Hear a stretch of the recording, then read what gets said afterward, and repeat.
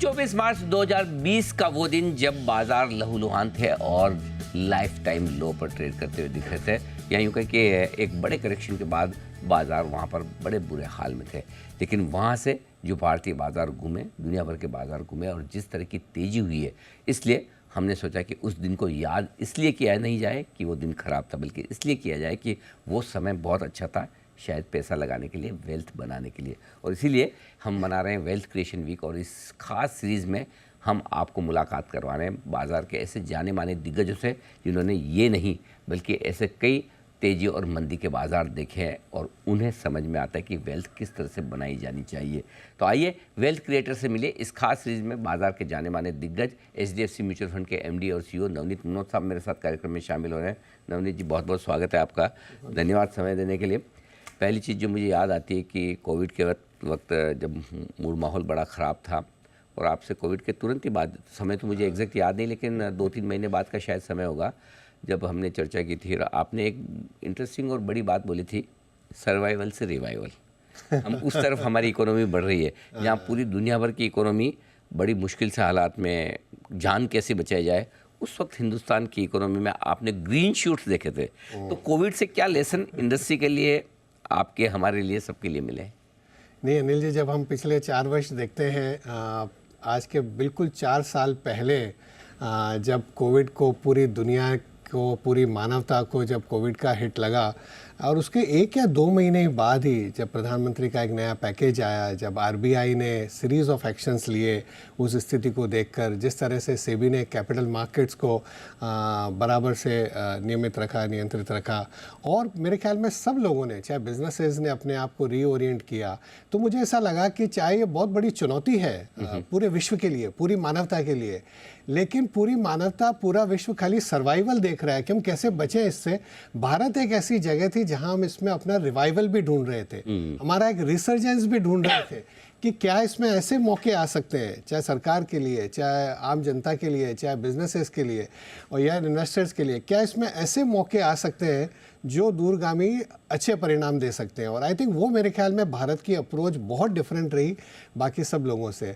अगर आप बाद में देखें, जिस तरह चाहे वैक्सीन डिप्लोमेसी ले लीजिए, जिस तरह से मॉनेटरी और फिस्कल पॉलिसी का जो कोऑर्डिनेशन रहा, जहां विश्व के दूसरे कई देशों में जिस तरह से उन्होंने हेलीकॉप्टर से पैसा बरसाया, कितना बड़ा उनको इन्फ्लेशन देखना पड़ गया, इवन डेवलप्ड कंट्रीज़ को, भारत में ऐसी तकलीफ नहीं आई। और कई चीज़ें जो दूरगामी एक अच्छी पॉजिटिव हो सकती थी, जैसे हमको लगा कि एक सप्लाई चेन को लॉन्ग टर्म के हिसाब से कैसे सिक्योर किया जाए, और बाद में जो PLI वगैरह की पॉलिसीज़ बनी कि एक इंपोर्ट सब्स्टिट्यूशन और एक्सपोर्ट्स के एक नए आयाम हम बना सकते हैं।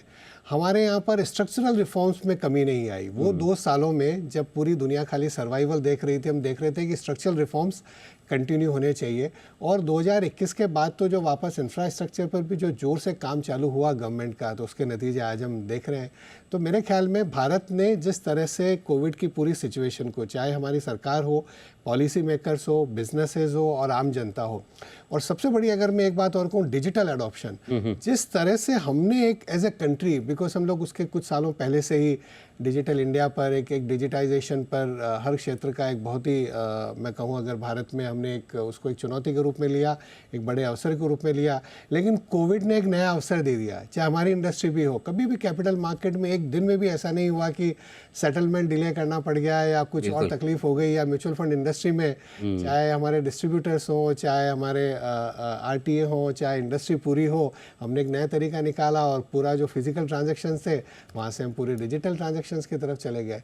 तो मेरे ख्याल में अगर पिछले 4 वर्ष देखें तो हमने बहुत चुनौतियां देखी, बड़ी तकलीफ़ें देखी, पर मेरे ख्याल में भारत एक ऐसा देश था जो एक उभर कर आया एक नई शक्ति के रूप में। यानी कि समस्या तो पूरी दुनिया के लिए थी, लेकिन अगर इस समस्या से क्लियर कट विनर जो एक निकला है तो वो भारत निकला है। सबसे ज़्यादा फायदा समस्या होने के बाद हिंदुस्तान को हुआ है। चाहे आप हमारी ग्रोथ देख लीजिए, हम विश्व के फास्टेस्ट ग्रोइंग इकॉनमी बने, 5वीं सबसे बड़ी अर्थव्यवस्था बने, 4था सबसे बड़ा स्टॉक मार्केट बने।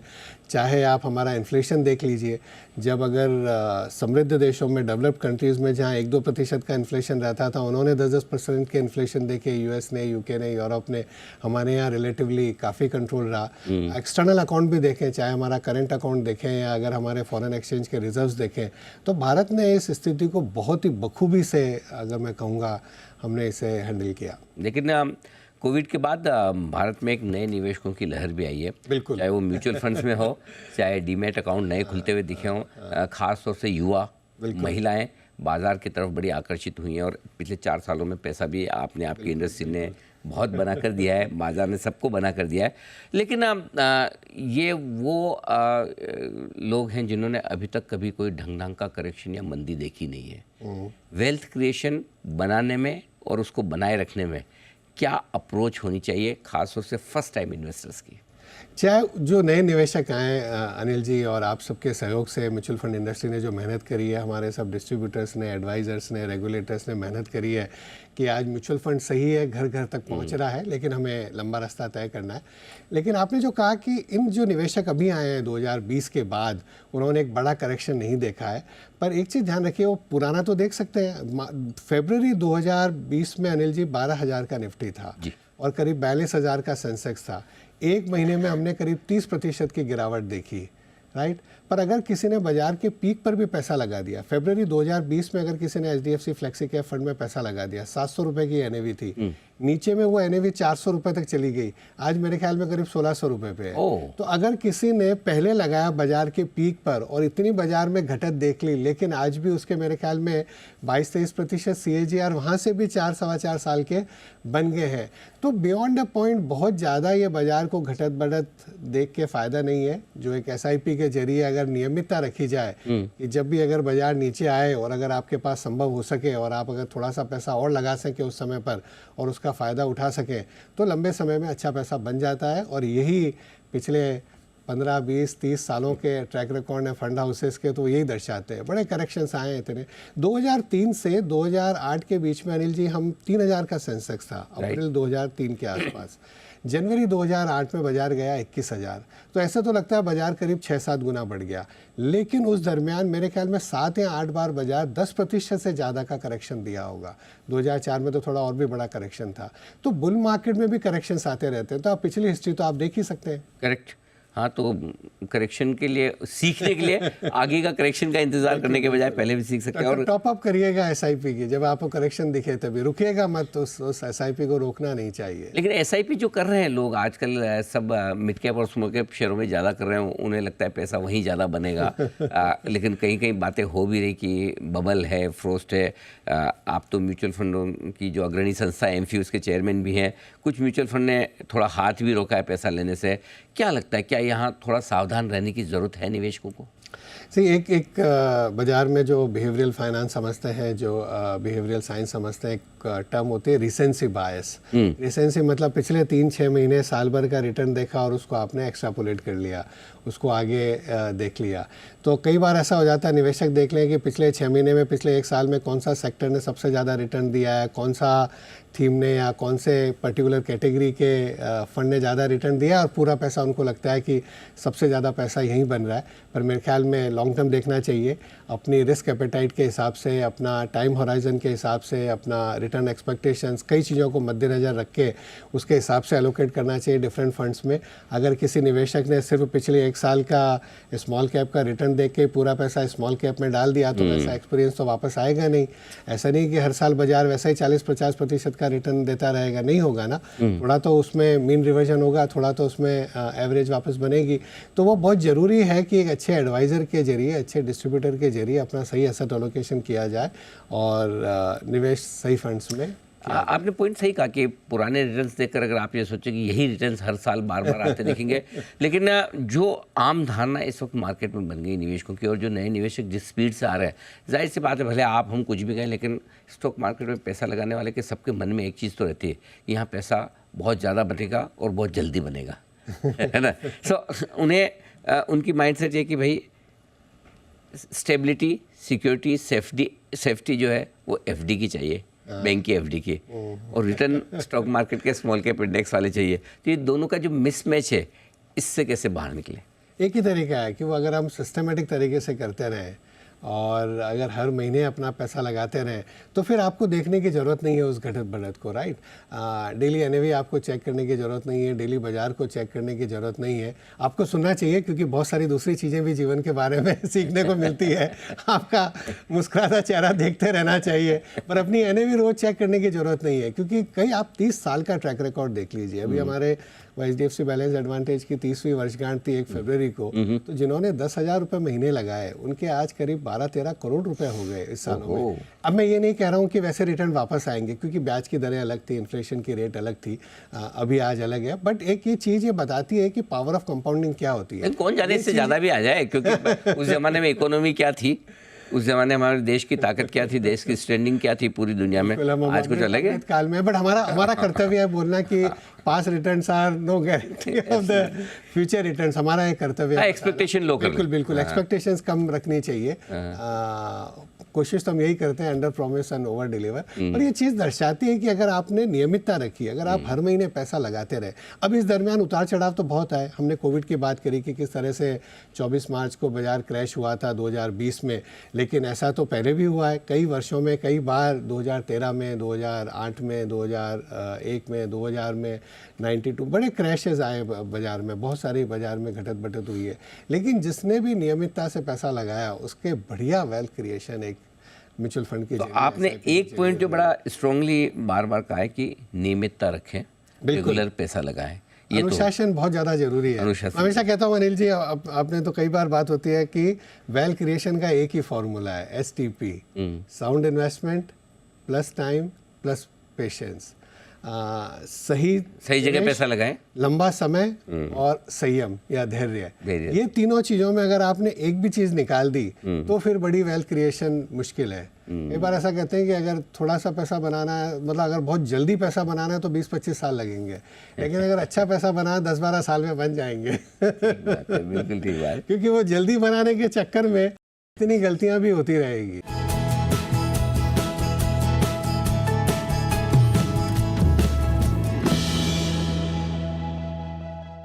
ये बताएं कि जो लोग हिंदुस्तान की इकोनॉमी पर, देश पर भरोसा करके अब पैसा लगाना चाहते हैं, लेकिन उन्हें लगता है कि लाइफ टाइम हाइपर मार्केट है, हम तो लेट हो गए। मतलब वो माहौल कोई 2020 का चाहता नहीं, लेकिन वो भाव जरूर चाहते हैं कि कभी ऐसा मौका मिले। मिस जिनके लिए बस हो गई, क्या उनके लिए अभी भी मौका है, इस बाज़ार में भी पैसा लगाकर वेल्थ बन सकती है? मैं अनिल जी एक छोटी उम्र से अर्ली 80s से बाज़ार को देख रहा हूँ। तो बाज़ार का न्यू हाई तो हर कुछ साल में बनेगा, राइट। एक ग्रोइंग इकोनॉमी है, एक बढ़ती हुई अर्थव्यवस्था है। शेयर बाज़ार में रिटर्न 3 तरीके से आते हैं। सबसे पहला है कंपनी की अर्निंग्स ग्रोथ। जिस तरह से कंपनी की अर्निंग्स बढ़ेगी तो वो शेयर प्राइस में रिफ्लेक्ट होएगी। हर साल हर क्वार्टर नहीं होगी, बट लंबे समय में होगी।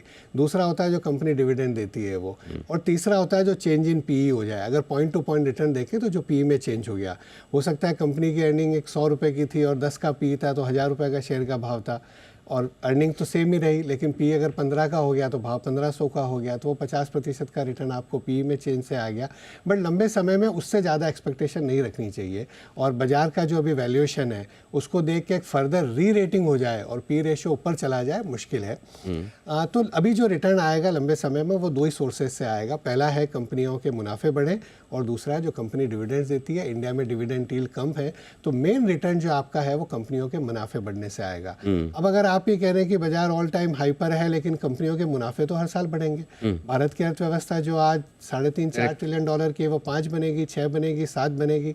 जो कंपनी उसी तरह से, जो कंपनी अगर भारत की अर्थव्यवस्था के हिसाब से अगर ग्रो करती रहेगी, और कुछ सेक्टर्स या कुछ स्टॉक्स ऐसे होंगे जो उससे ज़्यादा ग्रो करते रहेंगे, तो उनके मुनाफे तो बढ़ते रहेंगे, तो वो तो अल्टीमेटली रिफ्लेक्ट होगा।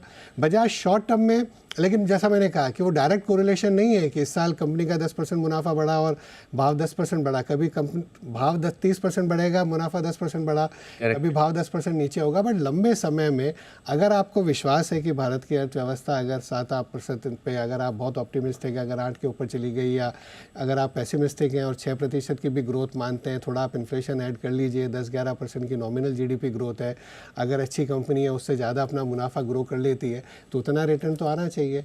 और अगर इन्फ्लेशन के ऊपर, अगर भारत का जो इन्फ्लेशन है उसके हिसाब से अगर ये रिटर्न देखें तो बड़ा अच्छा रिटर्न है। और अगर मैं आपको पिछले, जैसे मैंने बताया 30 साल का हमारा तो ट्रैक रिकॉर्ड है फंड का, तो हमने एक चीज़ सीखी है कि किसी व्यक्ति ने, अगर कोई बहुत ही दुर्भाग्य था आपका कि आपने सिर्फ बाजार के पीक वाले दिन ही पैसा लगाया उस फंड में पिछले 30 वर्षों में, तो भी आपके रिटर्न ठीक ठाक रहे हैं।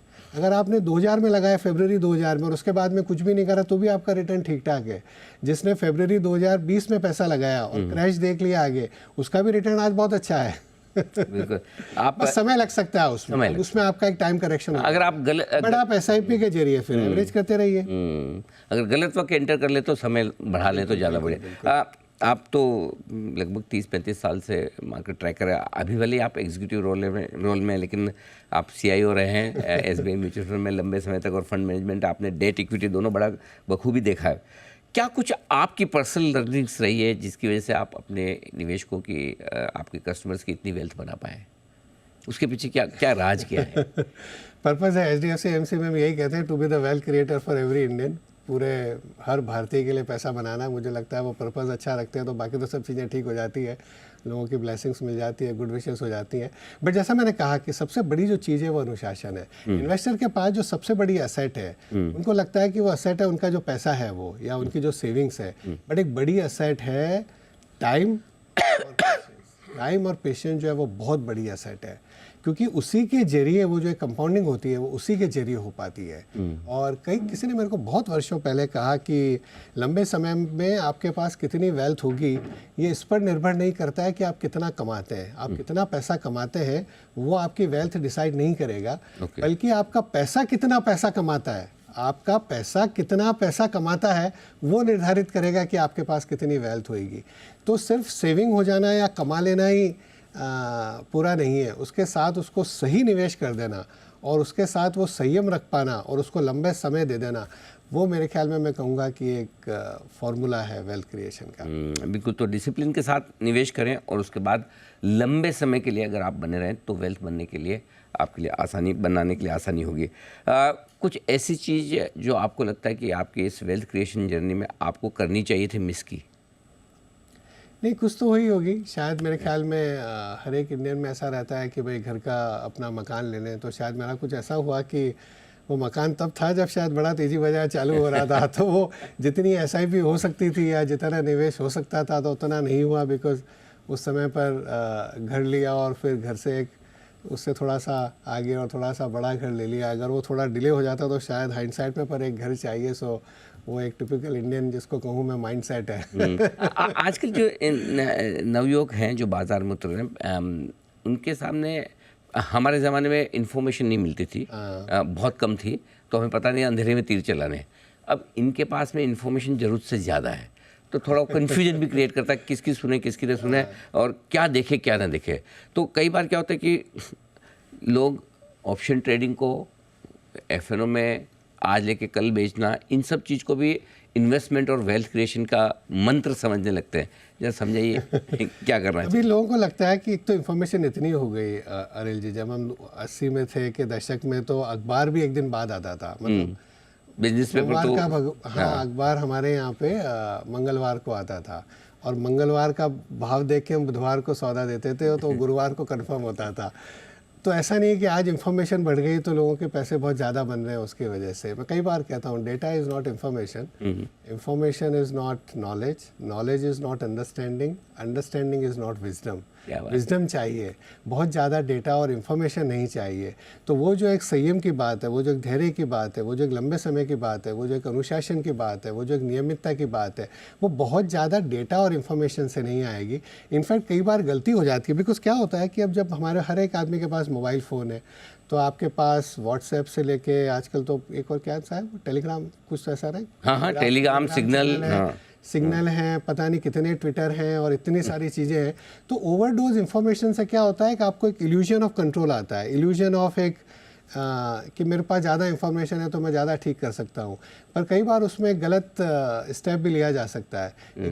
एक नॉइस होती है बहुत सारी उसकी वजह से और एक सिग्नल होता है। सिग्नल पकड़ पाना ज़्यादा ज़रूरी है, वो नॉइस गड़बड़ हो जाती है नॉइस की वजह से। बिल्कुल। अब नॉइस बता रहा हूँ आपको, अगर फरवरी 2020 में बाजार ऑल टाइम हाई पर था, करेक्ट। अगर किसी ने अपना पूरा पैसा लगा दिया, अगर उस व्यक्ति को अगर ये पता होता है कि अगले 3 सालों में इतनी तकलीफें आने वाली है, मतलब सबसे बड़ा हेल्थ क्राइसिस, सबसे बड़ा इकोनॉमिक क्राइसिस, सबसे बड़ा इतने बड़े बड़े जियोपॉलिटिकल क्राइसिस आने वाले हैं, इतने बड़े सोशल क्राइसिस पूरी दुनिया में, इतना बड़ा क्लाइमेट क्राइसिस आने वाला है, तो आदमी सोचता है कि यार फिर तो पूरा पैसा मेरे को तो बैंक में या कैश में रख लेना चाहिए, कहीं लगाना नहीं चाहिए। लेकिन आपने उसके बाद भी फरवरी 2020 में लगा दिया तो अच्छे रिटर्न आ गए। और जिसको बहुत इन्फॉर्मेशन मिली, और मार्च और अप्रैल में अगर आप देखोगे बाजार जहाँ बॉटम हुआ मार्च में, वहाँ से केसेस तो रोज बढ़ रहे थे। वो मैं वेबसाइट का नाम ही भूल गया जो सुबह सुबह लोग देखते थे। हाँ, वो केसेस वाली कौन सी वर्ल्ड क्लॉक्स कुछ तो ऐसी थी, हर रोज आज कितने केस। अब वो आप केस देखोगे, निफ्टी देखोगे, तो आप तो उल्टा सोचोगे यार रोज केसेस बढ़ रहे हैं तो बाजार कैसे ऊपर जा सकता है, पर बाजार ऊपर जा रहा था। तो वो बहुत ज़्यादा ये सब डेटा। सबसे ज़्यादा पैनिक तो जब पहला केस मिला था तब हुआ था। हाँ, जब पहला केस आया और जब जब लाखों में केसेस चले गए, लेकिन बाजार ऊपर चला था, बाजार ने ऑलरेडी डिस्काउंट कर लिया उस चीज़ को, बाजार फ्यूचर देख रहा था। एग्जैक्टली, बिल्कुल। तो ये बड़ा इंटरेस्टिंग रहा, लेकिन इसीलिए हमने सोचा कि मार्च 2020 से जो कुछ भी अब तक की लर्निंग्स रही है वो दर्शकों के सामने रखी जाए। एक और आखिरी सवाल आपसे, वेल्थ क्रिएशन में एसेट एलोकेशन की इम्पोर्टेंस क्या है? क्योंकि आमतौर पर लोग या तो सारा पैसा किसी एक ही एसेट क्लास में लगाएंगे या बिल्कुल नहीं है, मतलब एसेट एलोकेशन वाली माइंडसेट अभी तक बनी नहीं है, उसकी कितनी इंपॉर्टेंस है? अगर आप एनुअल आंकड़ा देखोगे 25-30 साल का आंकड़ा कि भाई हर साल कौन सी एसेट क्लास ने क्या रिटर्न दिया, तो कभी ऐसा होगा इक्विटी ने सबसे ज़्यादा रिटर्न दिया, कभी कभी कुछ ऐसे भी वर्ष दिखेंगे जहाँ फिक्स इनकम ने, डेट ने अच्छा रिटर्न दिया जब ब्याज की दरें नीचे गई। आपको ऐसे भी साल दिखेंगे जहाँ गोल्ड ने भी अच्छा रिटर्न दिया, दोनों एसेट क्लास से भी ज़्यादा अच्छा रिटर्न दे दिया। तो एक डाइवर्सिफाइड पोर्टफोलियो होना चाहिए। सपोज़ अगर आप एक मल्टी एसेट फंड में कर दें जहाँ पर आपको एक मिनिमम 10% गोल्ड में भी है, वहाँ पर इक्विटी में भी है, बॉन्ड में भी है, और बाकी का फंड मैनेजर अलोकेट कर दे, तो आप वो एक तरीके से कर सकते हैं। या जो हाइब्रिड फंड होते हैं, हाइब्रिड इक्विटी फंड या हाइब्रिड या इक्विटी सेविंग्स फंड या जो बैलेंस एडवांटेज फंड वगैरह है, उनके जरिए निवेश कर सकते हैं। तो उसमें आपका एक ऑटोमेटिकली एक डायनेमिकली एसेट एलोकेशन होता रहता है। एसेट एलोकेशन की बड़ी इंपॉर्टेंस है। जैसे आपने सही कहा कि कई लोग सिर्फ पिछले 1 साल का स्मॉल और मिड कैप का रिटर्न देख के लगता है कि खाली स्मॉल कैप में ही पैसा लगाना चाहिए, पर वो सही नहीं है। आपको अपना रिस्क एपेटाइट देख के, अपना एक आपकी कितनी एक स्टॉमक है वॉलेटिलिटी झेलने की, उसकी ज़्यादा इंपॉर्टेंस है, वो देख करके लगाना चाहिए। तो एसेट एलोकेशन बड़ा क्रिटिकल है और हर व्यक्ति के लिए वो अलग अलग होता है। बिल्कुल। तो वेल्थ क्रिएशन के गुरु मंत्र जो नवनीत जी ने समझाए, पहली चीज़ आप डिसिप्लिन के साथ बने रहें, अच्छी कंपनियों में निवेश करें, समय दें और धैर्य बनाए रखें। STP ये है वो सबसे बढ़िया फॉर्मूला। म्यूचुअल फंड के जरिए करें और ऑफ कोर्स म्यूचुअल फंड के जरिए। और जाहिर सी बात है, क्यों नहीं, क्योंकि जब इतने बढ़िया बढ़िया फंड मैनेजर्स आपको हिंदुस्तान में अवेलेबल, इतने बढ़िया फंड्स अवेलेबल हैं और जिनका इतना लंबा 20-20, 30-30 साल का ट्रैक रिकॉर्ड है कि किस तरह की वेल्थ, इतना वेल रेगुलेटेड। ये जो भी हमने स्मॉल और मिड कैप में और जो डिस्क्लोजर्स करे हैं, इतनी ट्रांसपेरेंसी पूरे विश्व में कहीं भी नहीं है, कोई भी इंडस्ट्री में। जिस तरह का हम इंफॉर्मेशन हर महीने और रेगुलरली इन्वेस्टर्स को मिलता है और उसको हम बढ़ाते ही रहते हैं, रेगुलेटर और इंडस्ट्री मिलकर के, जितनी पारदर्शिता हमारे प्रोडक्ट में उतनी बहुत कम जगह। तो निवेशकों के ब्याज पे स्ट्रेस भी म्यूचुअल फंड ही ले रहे हैं, स्ट्रेस देकर, इससे ज़्यादा और क्या चाहिए। नवनीत जी, बहुत बहुत धन्यवाद आपका समय देने के लिए और हमारे दर्शकों को वेल्थ क्रिएशन के ये सारे मंत्र और अपना अनुभव बताने के लिए। इस खास शो में इतना ही, बने रहिए हमारे साथ। नमस्कार।